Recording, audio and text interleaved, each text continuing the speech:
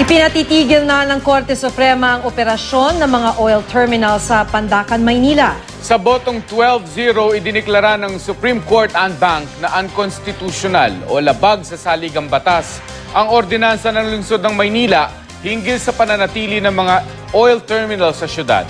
Bukod sa banta sa kalusugan, nagdadala rin daw ang mga terminal ng banta sa kaligtasan ng mga residente dahil posible itong maging terrorist target. Inutusan din ng Korte ang mga operator ng oil depot na makipag-ugnayan sa gobyerno para sa relokasyon ng mga ito sa labas ng Maynila. Pinasusumite rin ng Korte ang Shell, Chevron at Petron ng comprehensive plan at relocation schedule sa loob ng 45 araw. Kailangan daw na mailipat ang mga oil terminal sa loob ng 6 na buwan, oras na maisumite ang mga kailangang dokumento. Sa naunang pahayag ng Petron, sinabi nilang nakaschedule na ang kanilang pag-alis sa Pandacan sa January 2016. Wala pang pahayag ng iba pang kumpanya.